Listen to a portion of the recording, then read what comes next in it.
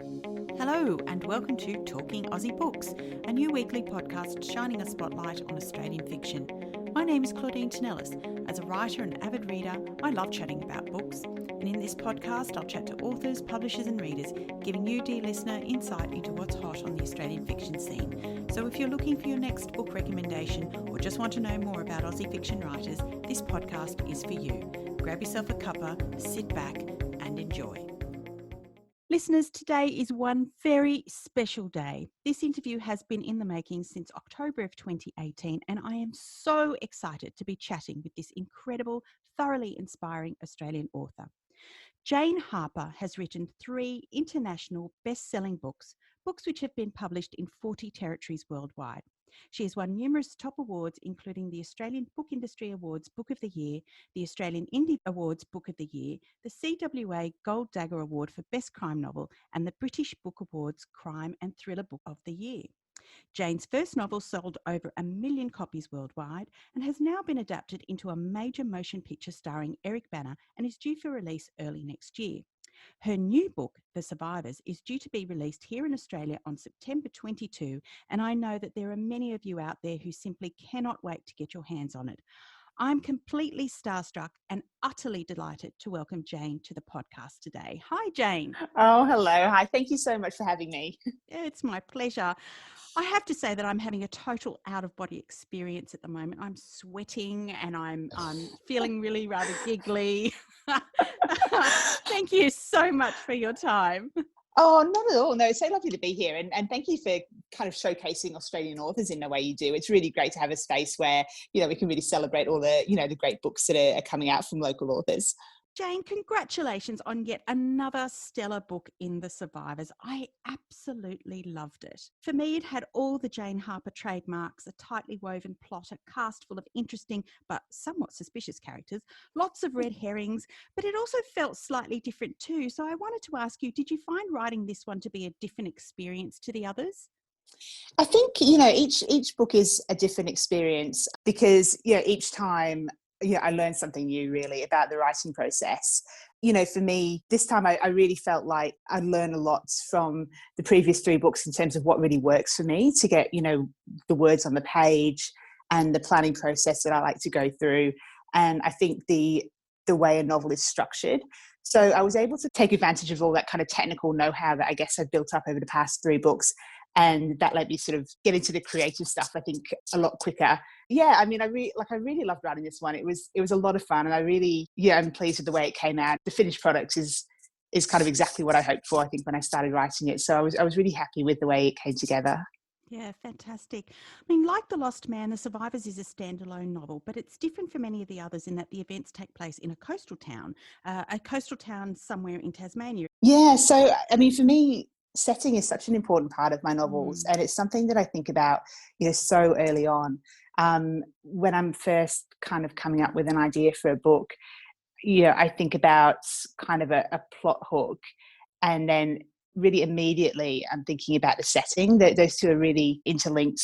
I knew for this one I had this idea for The Survivors, for this story set in this real small, tight-knit coastal community with this beautiful kind of rugged seascape. And we're better than Tasmania. It was just often, I thought, the perfect mix of those kind of small coastal towns and the landscape I was looking for. So it was really fun to be able to set this book there. Yeah, brilliant. As I stated earlier, I was lucky enough to have read The Survivors already, but for those who haven't, could you tell me a little bit more about the story? Yeah, sure. So The Survivors is set in this small coastal community in Tasmania called Evelyn Bay, which was rocked, more than a decade earlier when this terrible storm swept through town and caused a lot of destruction. And the town has sort of rebuilt itself, and it's thriving on tourism during the peak seasons. And then at the tail end of the summer, it's rocked again when a body of a young woman is found on the beach. And for me, it raises all these sort of things that I just love writing about, this kind of small town intrigue and, secrets unearthed and kind of questions to be answered. So that was what I, set out to write with this book. So what was the inspiration? Was there a what-if moment that led you to start uncovering Kieran's story? Yeah, so Kieran Elliott is the main character in the story, and he's a guy. He's sort of 30 years old. He has a partner. He has a new baby, and he grew up in this town in Tasmania, and had friends and relationships there when he was a teenager.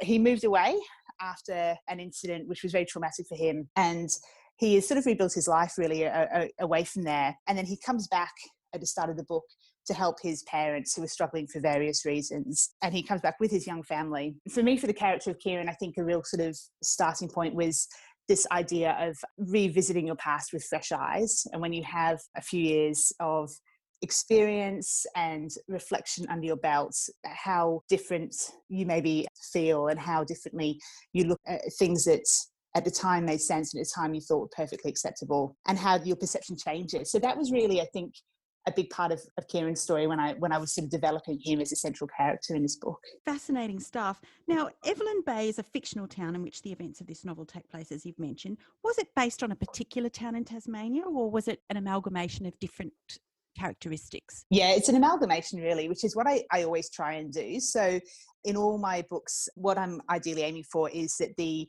setting feels, very familiar and authentic, but at the same time is fictionalized. So there's no one place that it's completely based on. But I sort of draw in, during my research, lots of elements, like I cherry pick little stories and little kind of visual cues and things like that to try and create this setting that does feel very recognizable, but that you don't point to and say, oh, I know where that place is. That's, so-and-so town. Because I think it is really important that it is fictionalized, especially in these kind of small communities. I don't want to be sort of pointing to any one particular place. It's more the feel of the region and trying to capture, I think, those elements that make it recognizable, make it feel, three-dimensional and like somewhere that, you may have been. Yeah, exactly. So tell me about the shipwreck memorial in this book. It's a striking landmark and one that had me wondering if it was real or not. Alas, my own research hasn't uncovered anything to confirm or deny it. No, so it's not real. Yeah, it's fictionalized. It's fictionalized elements. And what it is, for those who haven't read it, is there's a sculpture that looks out to sea, and it's sort of well known in town, and it is a bit of a local landmark. Much the same way as those who've read The Lost Man may remember there's the Stockman's grave in that book, which is just a grave in the middle of nowhere, which is on these brothers' properties, and it's just one single grave with a bit of a mixed history. And I did often get asked if that was a real place as well. And it's the same answer really, that they're not real places, but I think they're sort of, I try and pick things that are based on things that are real. So the Stockman's grave is based on real life lonely graves that can be found in the outback. With the statue in the book, that was inspired by a few different pieces of artwork. I've seen there's an artist in the UK that does sort of life-size sculptures that look out to sea that have, I think are really beautiful. And there's a park that I walk near which has a life-size sculpture of a man in the middle of a lake, and I walk past that a lot. So I think that probably played into it a little bit. When I'm creating the settings, I try and think of something that, again, sort of feels authentic. And I think a lot of places do have, like local landmarks that they're proud of and have different meanings, I guess, for different people, depending on your perspective and the time you spent in the town, or whether you're a local or a tourist. That was kind of what that was built around. That sculpture is called The Survivors because it commemorates those who survived the shipwreck that lies at the bottom of the ocean off Evelyn Bay, the Mary Minerva. But a central theme of the book is essentially survivor's guilt, an exploration of how a person copes with surviving a situation when others don't. Was this something you wanted to consciously explore? And if so, do you think there might be a fair bit of that in light of COVID at the moment? I think, with themes in the book, one thing that is always sort of true, I think, whenever I write the book, is that I always let the themes be driven by the characters. So when I was thinking about the plot of the novel and the different things that the characters have experienced, that sort of idea of, what happens to people who are left behind after a traumatic incident was something that emerged, quite quickly. And I spoke to, as part of my research, one of the lead clinical advisors at Beyond Blue about the mental health impact of that, particularly on young men, and what kind of the typical reactions and is to something like that, and what kind of treatments, I guess, is offered to them, and what kind of things, work and maybe don't work as well. So that was really fascinating in terms of the lingering impact it has on people's lives. And that was really helpful when I was writing the book. With any themes ideally you want them to be things that even if readers, I guess, hopefully have never experienced themselves in those terms, they do sort of recognise them as things that, you know, they do witness in everyday life, and we all kind of, I guess, experience in some degree with things that happen personal or more of a, you know, community global level, I guess. I also remember hearing you talk about the extensive research you did for The Lost Man. Do you think the research for this book was as intensive? I did do probably a similar amount of research. It maybe felt a little bit, so I think it was as intensive. Whether it was as intense is probably a different question, because the Lost Man took me right out to Birdsville in the outback, and that was a real kind of, that was a really like amazing experience. You know, I flew up to Queensland, and I went on this kind of outback, you know, drive across, you know, this deserted road with a retired cop, and he showed me around, and we went out to these really remote cattle stations, and so that was an experience like no other I've ever had. And it was, you know, it took quite a lot of planning and organisation to be able to get out there on the ground, but it was so worthwhile, and I learned things that I never would have found out about had I not gone out there. So I think it is always really important to try and do that kind of boots on the ground research. So I did the same with this book in Tasmania, but obviously Tasmania is a little bit easier to get to from Melbourne than, you know, an outback Queensland. So in that way, it felt a little bit less intense to have to organise this trip. But I've been to Tasmania a few times over the years, and I really loved it. And I think that was what drew me to set the book there. But I do like to do a specific research trip as well. So I did that early this year. I was actually lucky with the timing in that I managed to get out there before travel restrictions were a thing at all. So I went with my family actually, and we drove along the coast, stopped at a lot of little towns, spoke to a lot of people. I went scuba diving, which was to get this sort of first-hand feel of those kind of freezing waters against your wetsuit. So that was really interesting, and I was able to draw on some of that in the book as well. It's always worth doing, and I think it always adds something to the book for me. Now, more than just the sense of place, your novels explore the relationships shaped by these landscapes and leave us in no doubt about the brutality of Mother Nature. Do you think that this is a uniquely Australian thing? I don't know really, because I think, you know, lots of places have extreme weather of their own. I mean, you look at those kind of Midwest US states that have, you know, tornadoes and things. I guess some of those sort of really cold countries with their, you know, their snowfalls and avalanches, and I guess more so everywhere has their own unique challenges. But I think Australia is really beautifully set up for writers, and it does have this natural landscape. I find that it doesn't take a lot for things to go wrong. So that gives you like a real kind of helping hand straight away, because you can have these completely plausible, recognisable situations where the danger of nature does a lot of the work for you in terms of creating that kind of dramatic incident or tension, really. You mentioned that the themes in your books are driven by the characters, but I wondered, would you ever consider writing a novel that was purely character driven? For me, they kind of go hand in hand, because, you know, when I'm set out to write a book, I would say that I always set out in a way to write a book that's character driven.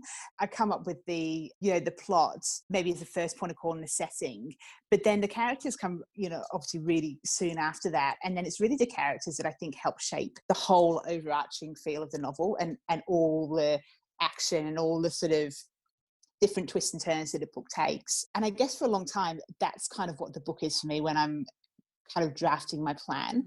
And it's only really once I've kind of got that in place that then things like the themes start to emerge. And I think they tend to emerge quite naturally because, you know, you've got two characters talking. What's their backgrounds? What are they concerned about now? What are their kind of hopes for the future? You know, what's their relationship to whatever's happened in the book?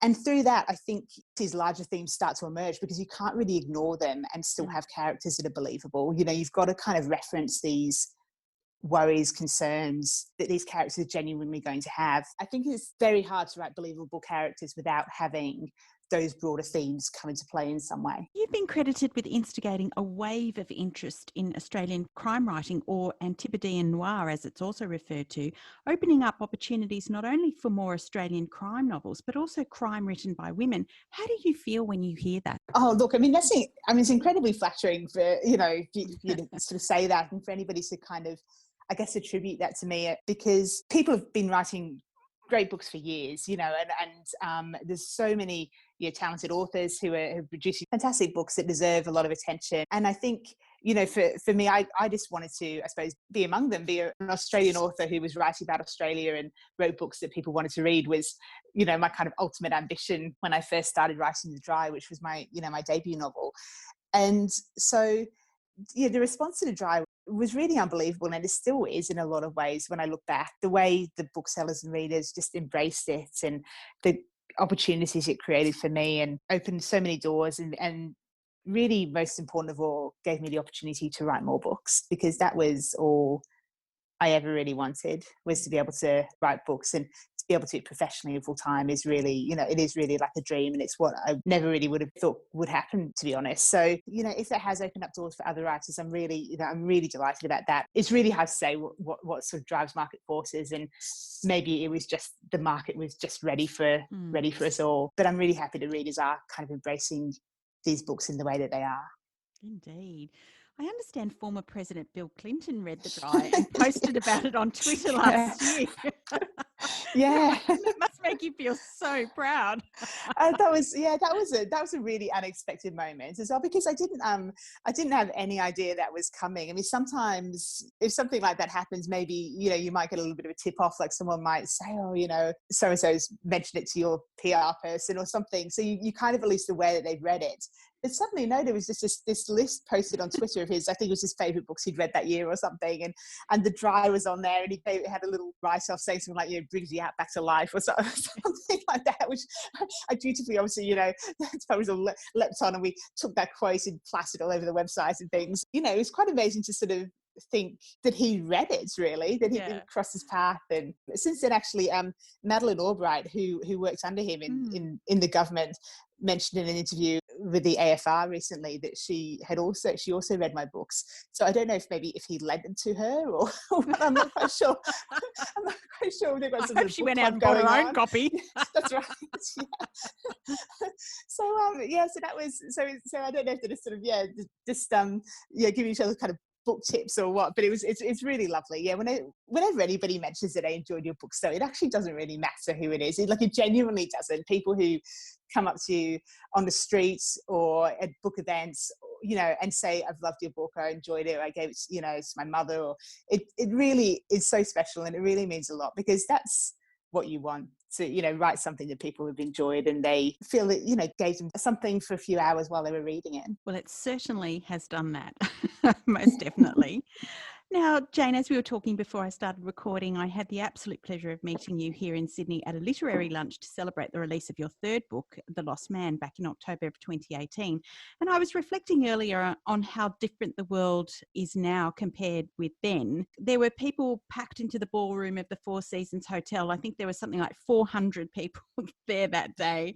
And you were just about to embark on a national tour, followed by an international tour. So I wanted to ask, do you think that in some ways COVID makes you more accessible to more people via online forums and appearances? Yeah, you know, I think it's definitely like a silver lining situation. I think in that when The Survivors comes out, there were plans earlier this year to have this really fantastic kind of national tour, similar to the event that you came to, where, you know, I get to kind of meet a lot of people, and we were going to visit a lot of places and things. And then quite sort of early on, I guess this year, it sort of became apparent that was in doubt, and then, you know, not possible at all. So, but I think it's amazing really the way that the booksellers and the kind of events hosts have shifted so quickly to these other opportunities. So I'm doing a fully virtual tour now. So if anyone would like to come along and hear a little bit more about the book, there's a number of online events, which I do think is going to be a really interesting thing. I guess it will reach people who maybe otherwise wouldn't come to a live event, or haven't before, or are just not geographically able to come. Yeah, hopefully it kind of does open up this new sort of avenue, I think, for connection with readers. And it's kind of, I've been to a few myself. I've been kind of sort of lurking on a few online events just to see how they go, and it's been really fun, actually, and it's actually felt like a very sort of intimate, connected atmosphere, which has been really nice. And I think, you know, things that maybe didn't seem possible before are opening up now, like talks with kind of, you know, international authors, and, you know, and stuff that I think before we just didn't really consider it, you know. But like so many things, we sort of had to kind of get this new way of working, and I do hope that some of this stays. I hope there is still maybe an opportunity to do some online events in the future alongside in-person events, because I think it does give that just another element to it, really. As I mentioned earlier, The Dry was optioned for a film adaptation. I wanted to know if you would tell me a little bit about your experience with the production. The production was the same company behind Big Little Lies, is that right? Yeah, so it was a group called Made Up Stories, which is Bruna Papandreou and Reese Witherspoon. At the time of option were the driving forces behind that. And yes, as you said quite rightly, are behind Big Little Lies, which has obviously been a huge global smash hit. So I was really excited that they were interested in The Dry, as you would be. So that was options in before it came out. That was optioned back in 2015 before it was published. Wow. And then they moved really fast in movie terms, which is, I think, it feels quite slow in terms of most people's definition of fast. It is actually very, very swift in terms of like making a film, and they filmed it early last year, so early 2019, under the direction of a great director called Robert Connolly, and it was starring Eric Bana as Fork, which was really fantastic. He's such a wonderful Australian actor. To have him involved was just amazing. So they filmed it, up in regional Victoria, early 2019, in a range of different little towns. So they sort of cherry picked different elements of different places, like a church in one place and a pub in the other, and they have cut it together so that it's created this one town of Kawara. And I got to go up there and be an extra, which was really love it. which was just amazing. Like, it was so fun, and it was so surreal as well. So me and because it actually kind of needed people to, because it was in this church in the middle of nowhere, so they kind of needed people to kind of be there, because they needed a crowd for the funeral scene. So me and about a dozen of my family and friends kind of trooped up there in the sort of blazing summer heat and played grieving townspeople, and it was really fun. It was so amazing to sort of see what's like sitting in this funeral, and it felt very real. They had these the booklets they give out, and like a sort of photo montage, and it was very sad, actually. It was very moving, and these sort of hearses outside waiting, and it was so fun. So that was and I was really impressed at the time, I think, with what was being done. And then I was lucky enough to see the finished product earlier this year, so I got to see the whole finished film, and it was amazing. They've done such a great job. I'm really, really delighted with it. And I think it's really captured, I think, the spirit of the book, and the characters are they're so well reflective of the characters in the book, and the whole kind of tone and feel, and the locations are, beautifully shot. So it's due to come out, I think, April next year. If you like the book, put it in your calendar. I think you'll love it. It's a really wonderful film. I have no doubt. I was going to ask, is it going to premiere here in Australia first? It was actually due to come out in August this year, but quite early on that was postponed due to the pandemic. It was due to come out in Australian cinemas, so hopefully that will be the case next year as well when it does come out. I think it'll have a really strong showing in Australian cinemas. There's been a lot of support for it from Roadshow, who are the distributors. So I think it'll be really sort of celebrated here, I think. Fantastic. Well, I look forward to seeing you on the red carpet for that event. Now, talking about the pandemic, I wanted to know, how have you been coping with the restrictions and lockdown in Melbourne, and has this impacted your writing routine in any way? Yeah, so in Melbourne, we've had sort of ongoing restrictions, it feels like really since March. I've been lucky in that the timing of it actually has worked quite well for me in terms of writing. It could have been a lot more difficult depending on what sort of stage I was at in the process. But when we first got locked down, I was in the edit stage. But in a way, the lockdown didn't really affect me that much, because I kind of had my own office space alone. So I was able to continue just working, in isolation throughout, really. So I kind of almost didn't really experience the start of it until I finally handed in this edit, and I kind of emerged and was like, oh my goodness, this is we're still locked down, and now I've sort of not going to the office every day. It's now locked down at home, so I think like for so many people it's quite a weird experience. But then lately, luckily the book is completed, and I'm at a bit of a natural lull in the writing cycle anyway, since we've been locked down a second time. So it hasn't impacted my work at all, other than the fact that obviously normally we would be having more in-person events and things like that when the book comes out, which have, like as I said, have been changed to virtual events. So that's really the biggest impact. You're famously, or you have quite a disciplined approach to your writing. And I wanted to know, has that changed since you began writing? I think I've definitely probably become more disciplined, if anything. Maybe more a better way to describe it is I think more efficient in the writing process. Because when I was first writing, The Dry, I didn't know how to write a book, so I was kind of feeling my way a little bit, and I was sort of trying to do things that I thought seemed to help me. So planning a bit further ahead and having an idea where the story was going seemed to help me. So that's what I did. And over the course of the 4 books, it's become, really clear to me that planning is a really important sort of part of my process. So I've really been able to kind of streamline that so that I know what stages I need to do when to really kind of get the drafts to the place where they need to be and then move on to the next stages. And, I've been really fortunate to be able to draw on my career before I became a novelist. So I was a print journalist for 13 years on daily newspapers, which gave me this really solid, I guess, skill of working to deadline and being able to get the words on the page and things. So I still draw on that a lot. That background has really helped me. And now it's just a case of, I guess, channeling it into the novel writing and using all those skills to help me get where I need to get with the process. Now, further to that, there are many writers who listen to this podcast. So I wanted to know if you had any tips to offer, what would they be? Yeah, I mean, I have loads. It kind of depends a bit on what stage people are at, because I think people have such a different kind of journey in terms of their writing their books. First thing I would say is that it's become really apparent to me there's no right or wrong way to write a novel. And people often ask for kind of tips about how you do it. And, and I'm happy to kind of tell people how I do it. But it's become really clear to me just through talking to authors and things over the years that everybody's way is different and there's no real one way that works for everybody. So the first thing I would say is whatever you think works for you, that is the right way to do it. You don't need to do it in the same way as anybody else just because that works for them. Whatever is sort of helping you get those words on the page, that's fine. You keep on doing that. What I would say though, in terms of whatever that kind of process may be for you, I would say make it as easy as possible for yourself. And by that, do those kind of practical things that I think can really help you make the most of your time and of your process. So, for example, try and get some consistency in your working. Whatever your kind of full-time job or family commitments could be, try and work out if you can kind of carve out some consistent time so you feel like you're making the progress. Set yourself, I guess, little goals, whatever works for you, if it's word counts or if it's chapter goals or if it's kind of, finishing the whole thing or whatever is going to motivate you to just keep at it and not let it fall by the wayside. Try and think of what that is you need to do to keep yourself focused. I would also say in terms of practical things that really help me, I write down all my ideas. I've heard some very successful authors who say they don't write down ideas and the good ideas stick.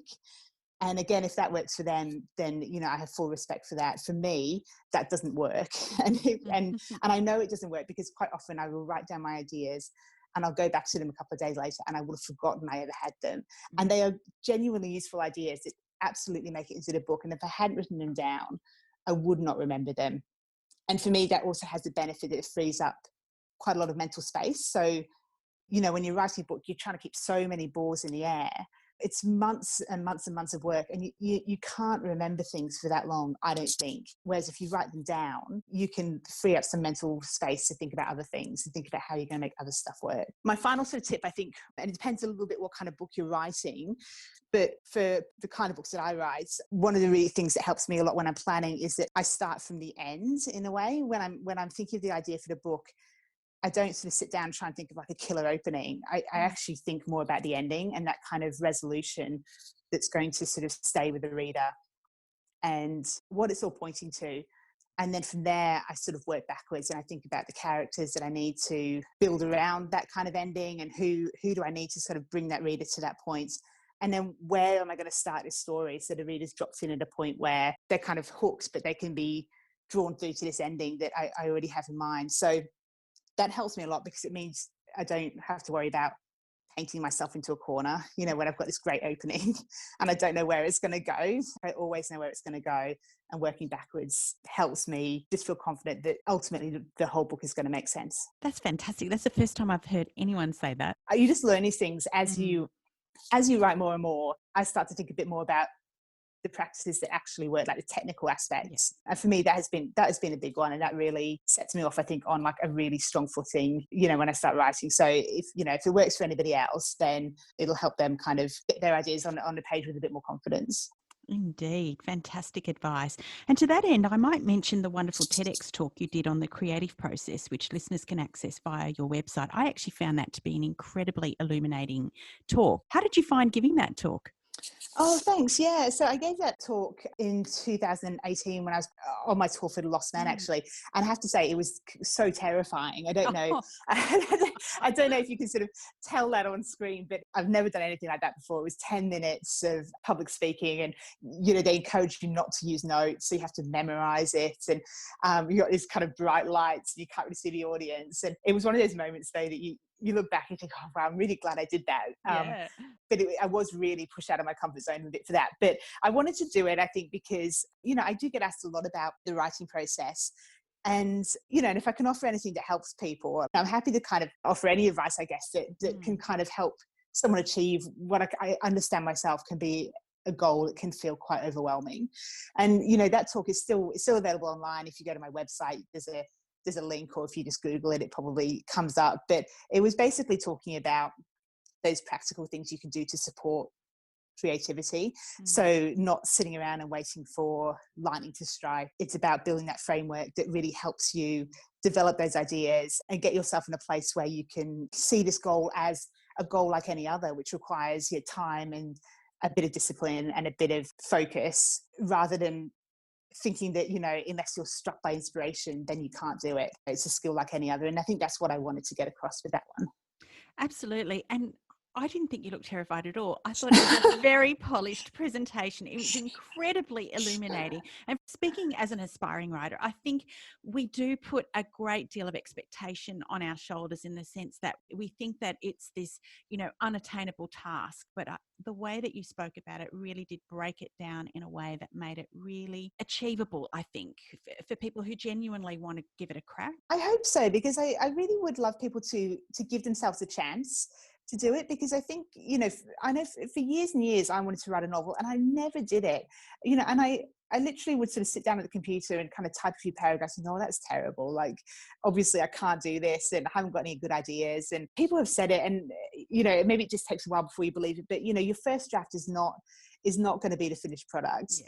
Your writing is allowed to be bad while you're working out the ideas.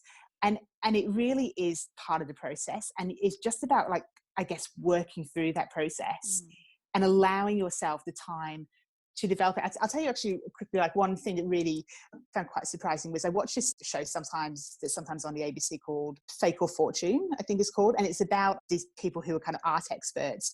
It's English. And so people could have called up and say, oh, I was cleaning out my granny's attic and we found this picture and I think it's a Monet, and so they basically kind of, and they're like, oh, well, and they take it out and they sort of do all these kind of detective things to work out whether, is it really a Monet or is it a clever fake, and sometimes it is and sometimes it isn't. But one thing that really struck me was they often, as part of their research, they find kind of sketchbooks, and they find paintings that this artist has done of this scene, like practice paintings. So, I always thought artists just sat down and kind of painted the scene and were like, oh, isn't that beautiful? Like, here's my lilies, aren't they gorgeous? But no, they have like sketches and they kind of sketch it out and they try it from different angles and they try different color palettes. And they have all these variations of this painting before they do the painting. And I think that is like, and I was watching that and I was like, that is so what a book is like. You don't sit down and write the book, you do all these steps and you try different things and you reject things and you add things. And eventually you end up with your finished masterpiece. So a lot of creative skills are like that. A lot of them require building up and trial and error. It's not just about sitting down and it just flowing from you in like a burst of inspiration. That's very heartening. Thank you for that advice, Jane. That's wonderful.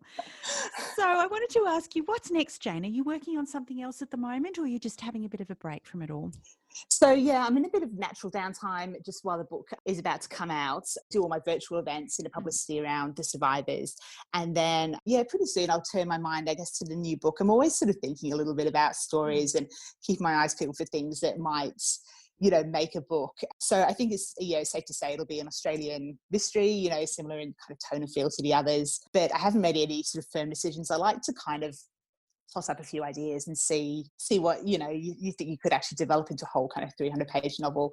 So I'll get through the kind of the release of the survivors, and then I'll start turning my mind to that properly. Fantastic. Well, whatever it's going to be, I'm sure it will be wonderful, as all of your work has been to date. Thoroughly enjoyable. Jane, I wanted to say what an honour it has been for me to be able to chat with you today. Congratulations on another fabulous novel. Thank you for joining me on Talking Aussie Books. Thank you so much for having me. I really appreciate it. Well, that's a wrap, folks. If you enjoyed this podcast, please leave a review on iTunes or drop me a line via my Instagram at Claudine Tinellis or on my webpage claudinetинellis.com. Thanks for listening. Until next time, happy reading.